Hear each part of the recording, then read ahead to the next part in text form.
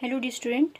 So physical chemistry MSc first sem का ये हमारे पास थर्ड आर्टिकल है। ठीक है, कैटलिस्ट क्या होता है, इसके कौन कौन से टाइप्स हैं, राइट, और एग्जाम्पल क्या है कैटालिसिस के, वो सब कुछ हम इस लेक्चर में कवर करेंगे, राइट।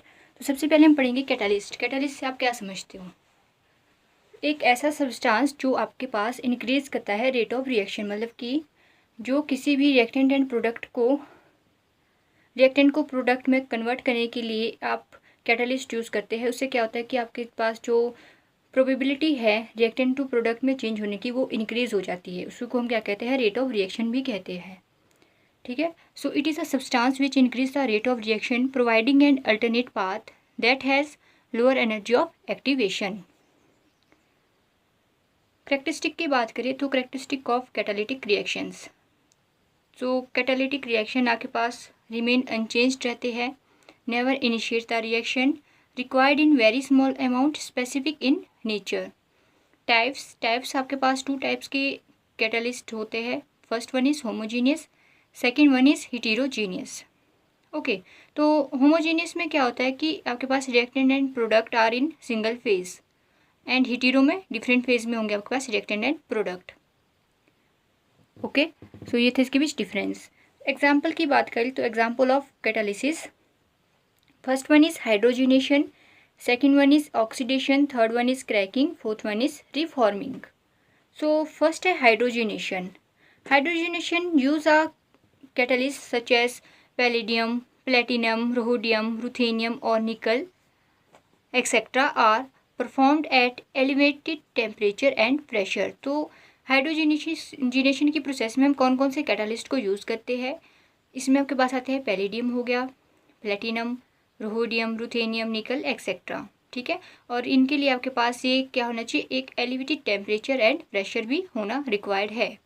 हाइड्रोकार्बन रिड्यूस डबल और triple bond in hydrogenation. So hydrocarbon आपके पास क्या करता है? रिड्यूस करता है डबल एंड ट्रिपल बॉन्ड की जो फॉर्मेशन है हाइड्रोजिनेशन में, उसको वो रिड्यूस करने में हेल्पफुल रहता है। ठीक है, in petrochemical process hydrogenation is used to convert alkene and aromatics into saturated alkane and cycloalkenes.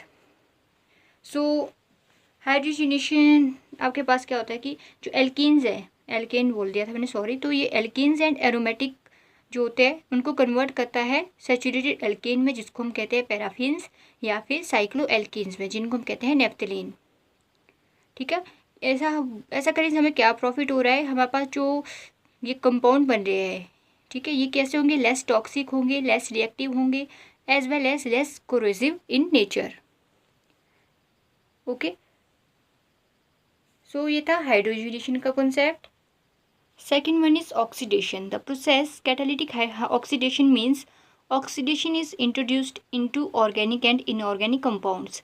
So oxidation process का क्या मतलब है कि आपके पास ऑक्सीजन इंट्रोड्यूस होगी किसी भी ऑर्गेनिक या फिर इनऑर्गेनिक कंपाउंड्स में। Such processes are carried on large scale for the remediation of pollutants, production of valuable chemicals and production of energy.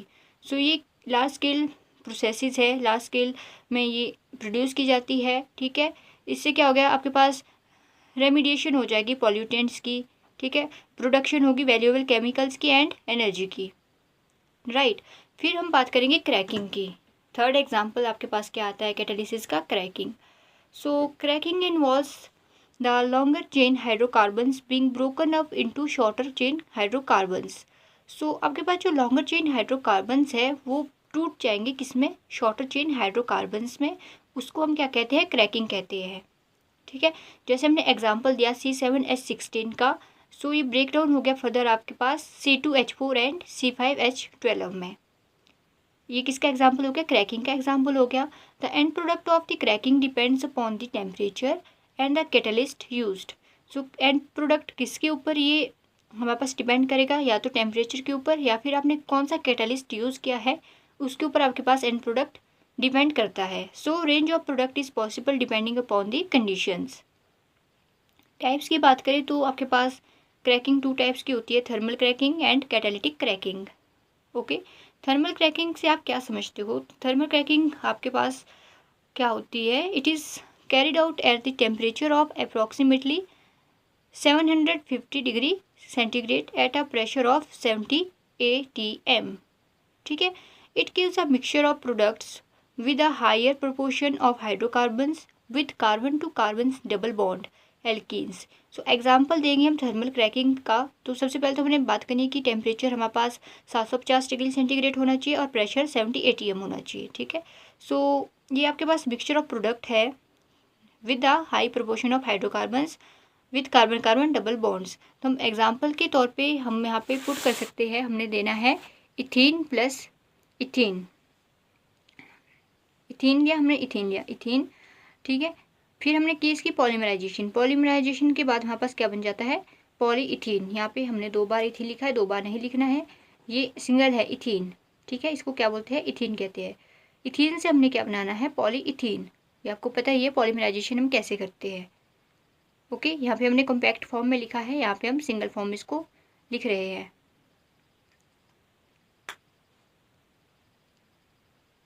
सो आपके पास जो थर्मल क्रैकिंग है ये भी फर्दर डिवाइड होती है लिक्विड फेज में या फिर वेपर फेज में. लिक्विड फेज का मतलब है by this method any type of oil can be cracked. हम किसी भी प्रकार का ऑयल को क्रैक कर सकते हैं. क्रैकिंग का पता है ना कि हमने क्या करें, ब्रोक डाउन करना है लॉन्गर हाइड्रोकार्बन को शॉर्टर हाइड्रोकार्बन में. तो हम इसमें भी क्या करेंगे, जो लॉन्गर हाइड्रोकार्बन्स के ऑयल्स है उनको ब्रोक करेंगे शॉर्टर ऑयल्स में. ठीक है. लिक्विड फेज हमारे पास ये हो गया. फिर है vapour phase. Only those oils which can vaporise at low temperature can be cracked. हम इसमें एक्सेप्शन लगा देंगे. हम उन्हीं को वेपोराइज कर पाएंगे, उन्हीं ऑयल को वेपोराइज कर पाएंगे जो आपके पास लो टेम्परेचर में ऑब्टेन होंगे, पाए जाएंगे. ठीक है. फिर क्रैकिंग का सेकंड जो हमारे पास टाइप है वो था कैटालिटिक क्रैकिंग. ये तो हमने थर्मल क्रैकिंग की टाइप पढ़े थे आगे, फेज कौन कौन से होते हैं. ठीक है. अब हम पढ़ेंगे क्रैकिंग का second type, catalytic cracking. It use a zeolite catalyst that allow cracking to take place at lower temperature and pressure. So catalytic cracking आपके पास जियोलाइट कैटलिस्ट को यूज़ करता है. किस लिए, to allow cracking to take place at lower temperature and pressure. The zeolite are chosen to give high percentage of hydrocarbons with between 5 to 10 carbon atoms. Catalytic cracking also produce high proportion of branched alkanes and aromatic hydrocarbons such as benzene. So हमने बात की कि जो आपके पास catalytic cracking है वो क्या करते हैं, प्रोड्यूस करते हैं हाई प्रोपोर्शन के हाइड्रोकार्बन्स के. ठीक है. जो ब्रांच्ड एल्केन्स हैं उनको और एरोमेटिक हाइड्रोकार्बन्स को, जैसे आपके पास बेंजीन हो गई. फिर इसमें आता है हमारे पास फर्दर टाइप क्या होते हैं क्रैकिंग के. ठीक है. सो इसमें हमारे पास आते हैं 2 type, fluid catalyst cracking and moving bed catalytic cracking. So fluid catalyst cracking आपकी इंट्रोड्यूस्ड हुई थी 1942 में. कब ये हमारे पास इंट्रोड्यूस्ड हुई थी, 1942 में. And this is also known as fluid bed cracking. तो मूविंग बेड को हम और क्या कहते हैं, फ्लूइड बेड क्रैकिंग कहते हैं. Heated oil vapours go off into the reactor and the catalyst comes down to the hopper, which is significant in the moving bed catalytic cracking process. So इस process में क्या होता है कि आपके पास जो हीटिंग ऑयल है, गर्म हुआ तेल है, ठीक है, वो जाएगा आपके पास रिएक्टर के पास. कहाँ जाएगा, वो रिएक्टर के पास जाएगा. एंड जो कैटलिस्ट है वो कहाँ जाएगा आपके पास, होपर के पास. Come down through the hopper, which is the significance in the moving bed catalytic cracking process. और ये क्या है, इसका सिग्निफिकेंस है मूविंग बेड कैटालिटिक क्रैकिंग का. After the cracking of vapour spent catalyst is remove from the bottom. जब हमारे पास cracking हो जाएगी, मतलब कि जो लार्ज हाइड्रोकार्बन है वो शॉर्टर में ब्रेक डाउन हो जाएगा, उसके बाद जो कैटलिस्ट है वो कहाँ मूव कर जाएगा, बॉटम की तरफ मूव कर जाएगा. ठीक है. It is regenerated and sent again to the catalyst hopper through the elevators. तो उसके बाद ये दोबारा से रीजनरेट होगा कैटलिस्ट. ठीक है. और ये अगेन आपके पास कहाँ जाएगा, होपर में आ जाएगा. किसके थ्रू, एलिवेटर्स के थ्रू. The cracked vapour after the separation of dust separated go to the fractionator where gas oil is separated from the vapour of gas and gasoline. So उसके बाद जो आपके पास क्रैक्ड वेपर है, सेपरेशन प्रोसेस के बाद उसके जो डस्ट पार्टिकल्स है वो सेपरेट हो जाएंगे और वो फ्रैक्शनेटर में कलेक्ट हो जाएंगे, ठीक है। और जो आपके पास गैस ऑयल है वो अलग से सेपरेट हो जाएगा from vapour of gas and gasoline, किसकी फॉर्म में, गैस या फिर गैसोलीन की वेपर के फॉर्म में। Okay, the gas vapour are condensed in the condenser and are separated other methods such as for synthesis of other gasoline by the process of polymerization, alkylation, liquefaction of coal और hydrogenation of coal। उसके बाद जो आपके पास gas vapour है वो condensed हो जाएंगे, ठीक है, किसके अंदर, कंडेंसर के अंदर, ठीक है, और लास्ट में वो सेपरेट आउट हो जाएंगे। आपके पास कुछ अदर मेथड है for the synthesis of gasoline, हम कैसे कैसे इसको सिंथेसाइज कर सकते हैं। सबसे पहले आपके पास आता है पॉलीमराइजेशन का प्रोसेस, फिर आता है alkylation, third one is liquefaction of coal and lastly hydrogenation of coal. So ये आपके पास कुछ मेथड है जिससे हम गैसोलीन को ऑब्टेन कर सकते हैं, ठीक है। ये तो बात की थी हमने मूविंग बेड कैटालिटिक क्रैकिंग की। अब हम बात करेंगे फ्लूइड कैटालिटिक क्रैकिंग या फिर फ्लूइड कैटालिस्ट क्रैकिंग के बारे में। सबसे पहले तो हमने बात की थी कि 1942 में इसको इंट्रोड्यूस किया गया था। It is the conversion process used in petroleum refineries to convert the high BP, high molecular weight hydrocarbons fraction of petroleum into gasoline, olefinic gases and other petroleum product। So basically ये आपके पास कैसा process है, convert करने का process है petroleum refineries को, ठीक है, इनटू हाई बॉइलिंग पॉइंट्स में या फिर हाई मॉलिक्यूलर वेट के जो हाइड्रोकार्बन्स हम प्रोड्यूस करेंगे उनमें, या फिर fraction of petroleum into gasoline and olefinic gases and other petroleum products. So basically क्या है आपके पास, ये एक इम्पॉर्टेंट ऑयल रिफाइनरी प्रोसेस है।